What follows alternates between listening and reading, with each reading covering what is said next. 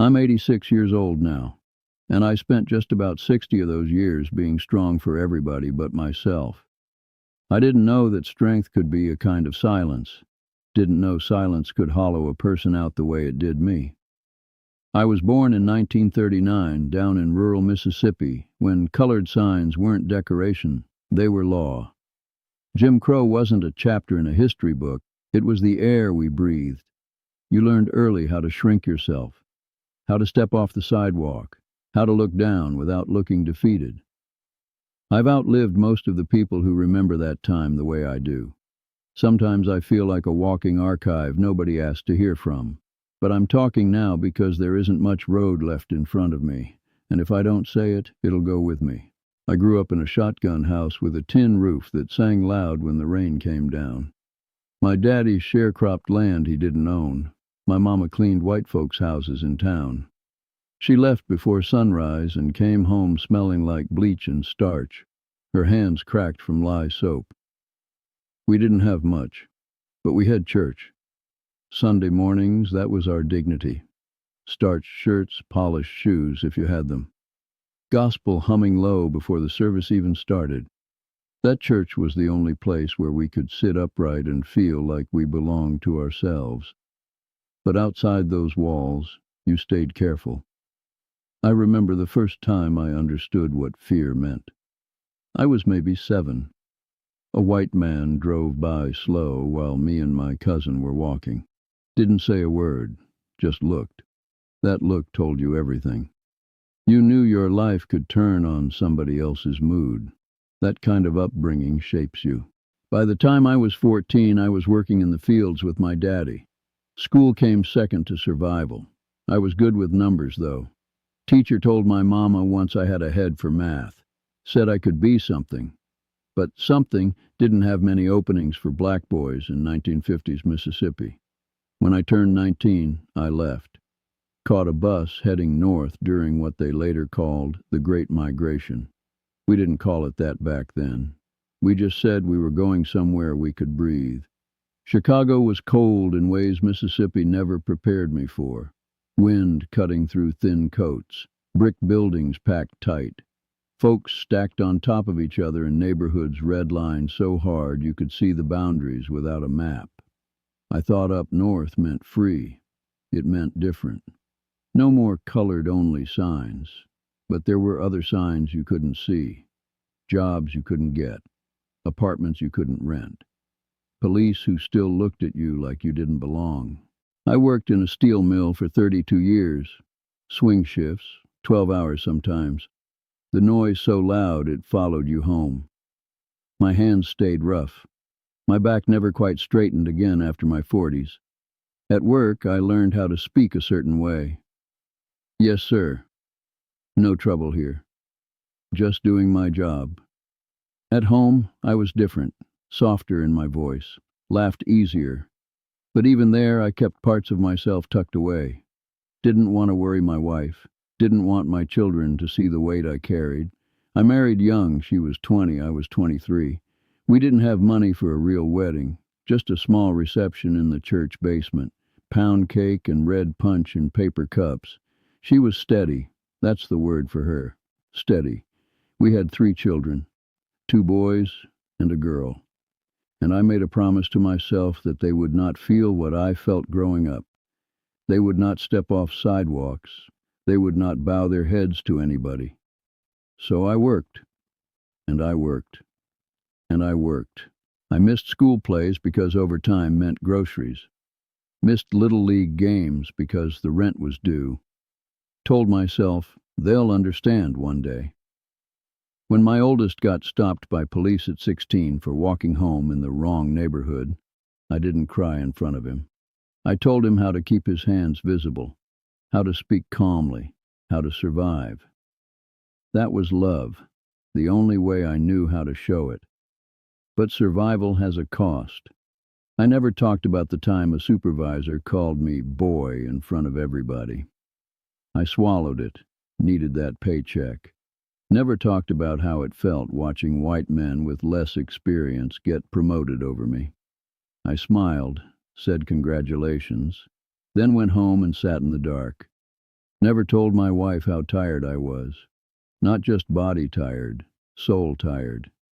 She'd ask, "You okay?" And I'd say, "I'm fine." That word did a lot of damage in my life. Fine. We were raising our children during the civil rights movement. I remember watching Dr. King on a small black and white television. Remember when they shot him. The silence in our house that night. My wife cried openly. I didn't. I told her we had to stay strong for the kids. That was my answer for everything. Stay strong. What I didn't realize is that my children were watching me not feel. They learned that manhood meant swallowing hurt, that fatherhood meant distance and provision more than presence. I thought I was protecting them from the world. I didn't see that I was also building walls inside my own house. My daughter once told me, years later, "Daddy, I never knew what you were thinking." That sentence still sits heavy in my chest. The damage wasn't loud. It was quiet. Phone calls got shorter, visits less frequent. My sons moved out of state. Good jobs, good lives.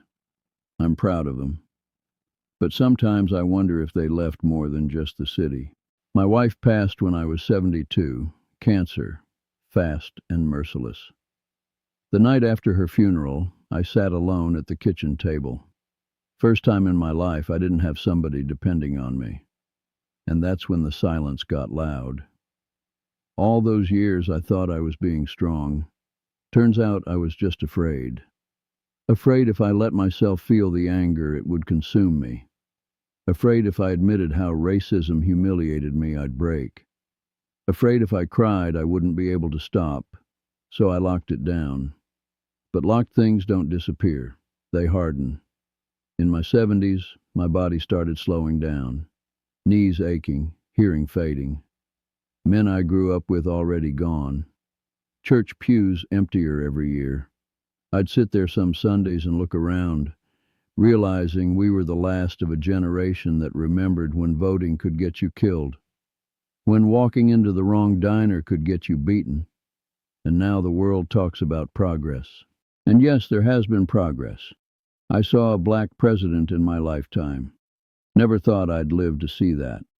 But I also saw my grandson come home shaken after being profiled in a store. Same fear, different decade. It makes you tired in a deep place. The turning point for me came 2 years ago. I had a mild stroke, nothing dramatic. But I woke up in that hospital bed and realized I could have left this world without ever telling my children who I really was. Not the provider, not the strong one. Just me. A man who was scared sometimes. A man who felt small under certain stares. A man who wanted to sit in the front row at his daughter's recital, but couldn't risk losing his job. I called my children together after I got out the hospital. We sat in my living room, the same one where I used to sit quiet after long shifts, and I told them. I told them about the supervisor who spit tobacco near my boots. About the night I almost fought a man who called me out my name but walked away because I had mouths to feed. I told them I was proud of them, but I was also sorry. Sorry I didn't hug them more. Sorry I didn't say I love you enough. Sorry I made strength look like silence. My oldest son cried. First time I ever saw him cry like that. He said, "Dad, we just wanted you. Not your toughness, not your sacrifice. You." That's when I understood what silence cost me. It cost me closeness. It cost me ease. It cost me the chance to be fully known by the people I loved most. And there are things that can't be fixed. I can't go back to 1978 and choose the recital over overtime.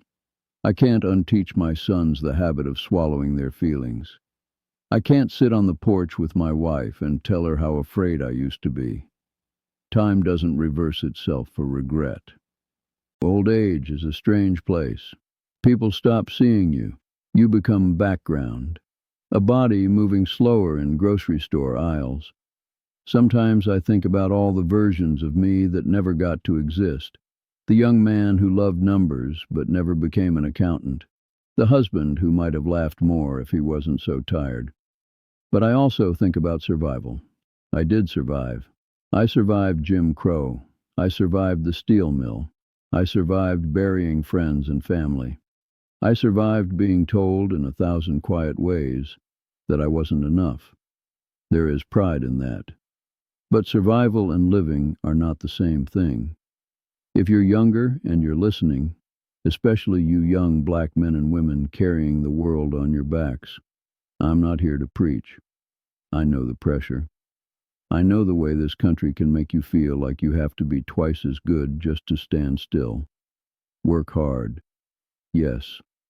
Protect your family. Yes. But don't disappear inside your own life the way I did. Don't let "I'm fine" be the only language you speak. Talk to your children. Let them see you human, not unbreakable, not stone. And if you're tired, say you're tired. It doesn't make you weak, it makes you real. I'm 86 now. My steps are slower. My friends mostly photographs on a shelf.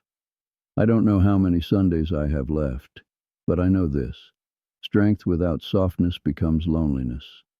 I gave my family everything I knew how to give. I just wish I had known how to give them myself. If this story sits heavy with you, maybe that's all right. Some truths are meant to weigh a little. I'm not angry anymore, just reflective, and a little tired. But for the first time in my life, I'm not silent.